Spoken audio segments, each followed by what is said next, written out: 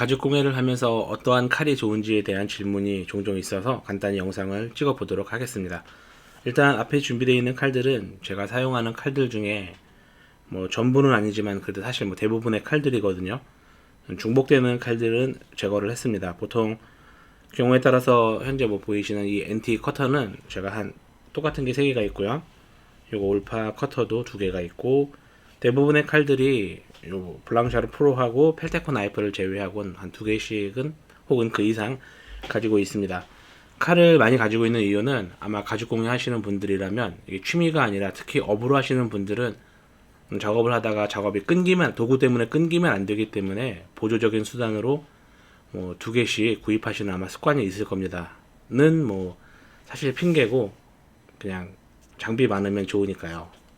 개인적인 생각이고요. 일단 칼들 중에서 간단히 설명부터 드리고 어떠한 칼이 제가 생각할 때 좋은지 그런 부분에 대해서 설명을 해 보도록 하겠습니다. 아마 크게 영상을 길게 찍어야 될 것 같아서 2번으로 나눌지 한 번에 찍을지는 지금 영상을 찍는 이 시점에서 결정하지 못했습니다.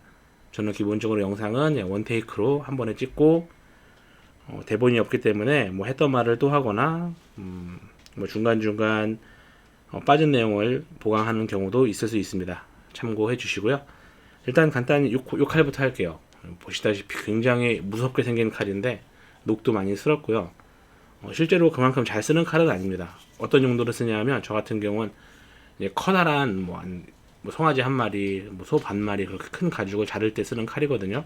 보통 뭐라 그럴까요? 그 표고사에서 많이들 쓰시더라고요. 일명 붕어칼이라고들 부르시고, 전 개인적으로 큰 가죽을 이제 조각 낼 때 쓰거나 아니면 취미 생활이긴 한데 이걸로 던지기 연습도 합니다. 그냥 재미삼아 해요. 도끼 같이 생겼죠? 굉장히 생각보다 날은 굉장히 잘 들고요. 네. 근데 일반적으로 필요한 칼은 아닙니다. 일단 얘는 설명해서 더 이상은 할 건 없고요. 요거 같은 경우는 일본의 올파의 제품인데 구두칼처럼 생겼죠. 근데 이제 날을 교환할 수 있습니다. 날이 한 개의 날을 구멍에 뚫렸다시피 교체해서 쓸 수가 있어요. 이쪽에 다 다르면 빼서 반대로 뒤집으면 또 다시 날이 하나가 있고요. 개인적으로 구매한 이유는 그냥 한번 사봤는데 절대 사지 마세요. 기본적으로 견고하게 날이 고정되어 있지 않습니다. 네, 이거 사시면 후회하실 거예요. 네, 그렇고 요거 같은 경우는 어디서 구매했는지는 기억이 안 나고 신설동으로 추정은 돼요. 소재는 하이스 강으로 기억하고 있고요. 이 부분에 좀 가죽을 일반적으로 흔히 하시는 것처럼 가죽을 감싼 게 아니라 본드로 붙인 겁니다. 본드로 붙이고 칼을 갈다 보면 물이 묻어서 금방 떨어질 것 같지만 지금 한 3년째인가 4년째인가 쓰고 있어요. 이 칼을 쓰는 용도는 주로 이제 무언가를 끊어낼 때 많이 사용하고 있고요. 재단할 때도 사용하지만 정교하게 쓰는 칼은 아닙니다. 그 이유는 제가 이 칼을 그냥 막 쓰기 위해서 연마 자체도 정교하다기보다는 그냥 큰 힘을 줄 수 있도록 해놨기 때문에 그래요. 무슨 말이냐 하면 칼끝이 날카롭게 서 있다는 이야기가 아닙니다. 그냥 잘 들긴 하지만 그건 소재의 특성이고, 애당초 연마할 때 이 각도라 그러죠. 날면의 어프로치 각도는 그렇게 정교하게 예리하게 되어 있지는 않습니다. 하지만 좋아하는 칼이고 항상 쓰고 있어요. 네, 이거 같은 경우는 블랑샤르에서 나온 칼인데 정확한 이름은 모르겠습니다. 가격도 비싸지 않았고요. 블랑샤르 나이프 중에서 저는 중고로 구매했는데 주로 이 칼 역시 뭔가를 끊어낼 때 일자로 끊을 때 많이 사용하고 혹은 면피할 때 사용하고 있습니다.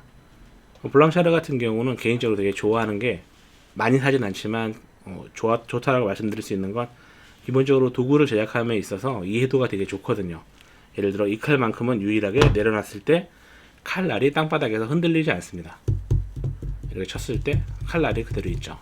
일반적으로 이런 동경수차라던가 어떠한 칼이든 구두칼들은 다 이렇게 낭창낭창 흔들리거든요. 이런 것들은 그냥 칼날만 잘 들면 됐지 라는 수준이지만 블랑샤르 같은 경우는 날도 잘 들고, 물론 연마를 잘 해야 되겠지만 전체적인 사용성이라던가 그 다음에 칼이 가지고 있는 본연의 의미 이외에도 안정성 확보라는데 좀 기여한다라고 생각합니다. 개인적으로 블랑샤르 도구는 비싼 거가 단점일 수 있는데 그 외에는 괜찮은 것 같아서 추천드려요. 그리고 이건 뭐 동경수차고요. 아마 일반적으로 여러분들이 알고 계시는 동경수차보다 좀 짧을 겁니다. 하도 오래 써서 짧아졌고요. 지금 같은 칼을 한 6개, 7개쯤 가지고 있는데 대부분 다 길이가 이렇고요. 지금 보시면 이쪽이 많이 파여 있는데 제가 칼을 내려놨을 때 이렇게 칼날이 땅바닥에 똑바로 붙을 수 있도록 해놓은 겁니다. 이게 무슨 이야기냐면 칼을 이제 연마를 할 때 우리가 숫돌비에서 밀잖아요. 당기고 밀고 할 때 최대한의 각도를 높일 수 있도록 이렇게 깎아 놓은 겁니다. 옆에서 위에서 보시면 깎여 있는 면이 보이실 거고요. 네. 일단 간단한 설명드리고요. 이거는 뭐 구매한 지는 꽤 오래된 걸로 기억해요. 한 6년 이상 됐을 겁니다. 같은 게 여러 개가 있는 칼, 일본의 엔티 커터. 칼 날은 주로 웬만하면 도르코 30도 날을 사용하고 있고요. 일본 엔티 커터 날이 좀 더 내구성이 좋은 느낌이긴 하지만 개인적으로 절삭력은 도르코를 더 좋게 보고 있습니다. 근데 이거 같은 경우는 똑같은 엔티인데 날은 역시 도르코를 사용하고 있고요.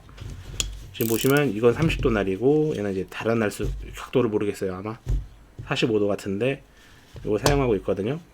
각각의 칼은 특징들이 있습니다. 엔티는 주로 제가 대부분의 재단할 때 사용하는 칼이고 이거 같은 경우는 그냥 좀 더 가재단 같은 거 할 때 크게 중요하지 않은 거 재단할 때 해요. 이유는 칼 자체는 제법 괜찮은데 뭐랄까요? 그 완성도 작업성이 좋지는 않거든요. 그래서 완성도를 따지는 작업을 할 때 사용하지 않습니다. 그리고 이거는 뭐 흔히들 알고 계실 겁니다. 티나라는 칼이고요. 얘도 원래는 좀 더 길었어요. 많이 짧아진 상태고 날은 제가 마음에 들도록 연마를 한 상태고요. 주로 직선 부분 재단을 한다던가 아니면 뭐 작은 직선, 뭐 부드러운 가죽 혹은 이제 부드러운 가죽의 부분 피할할 때도 많이 사용합니다. 특히 티나는 위에서 보시면 아시겠지만 이렇게 휘어요. 살짝. 그렇기 때문에 탄력이 있어서 작업을 좀 더 자유롭게 할 수 있습니다. 이거 같은 경우는 저한테 이제 블로그로 문의가 되게 많거든요. 이 칼 어디서 샀느냐, 어디서 구매할 수 있느냐. 저도 예전에 신설동에서 구입했는데 지금 현재 판매처가 문을 닫았기 때문에 제가 알기로는 직구를 하셔야 되는 걸로 알고 있습니다. 정말 좋은 칼이에요. 비싸지도 않고. 그런데 아쉽게도 좀 구하기가 힘들죠. 자세한 설명은 나중에. 네, 요거 같은 경우는 블랑샤르 프로. 사실 제가 제일 싫어하던 칼인데 요 근래에 들어와서 이제 생각이 좀 바뀌었습니다. 역시 프랑스야. 가죽 제품에 대해서 이제 이해도와 역사가 있다 보니까 이해도가 확실히 뛰어나고 거기서 탄생된 좋은 칼이라고 요즘에 생각을 하고 있습니다. 하지만 저는 얘를 잘 쓰지 않아요. 보통 제가 이제 이 칼을 쓰는 경우엔 어디 나가서 시연할 때 아니면 수업할 때 약간 좀 잘난 척 하기 위해서 사용하고 있습니다. 뭐 그렇고요. 자, 그리고 이거 같은 경우는 그 부산에 레더에라는 곳이 있는데 거기서 판매하는 칼이거든요. 가격도 되게 저렴하고 소재도 하이스강이라 좀 단단하게 잘 되어 있고요. 특징은 뭐 공돌이가 만든 칼의 느낌이라고 보시면 될 것 같아요. 다 똑같은 소재로 이러한 류의 칼이 되게 많은데 열이 먹어서 뭐 문제가 있지도 않고 내구성이 떨어지지 않고 제가 오래 썼는데도 날도 잘 유지가 되고 쉽게 연마해서 아주 날카롭게 사용할 수 있는 칼입니다. 주로 PR할 때 사용하는 칼이고요.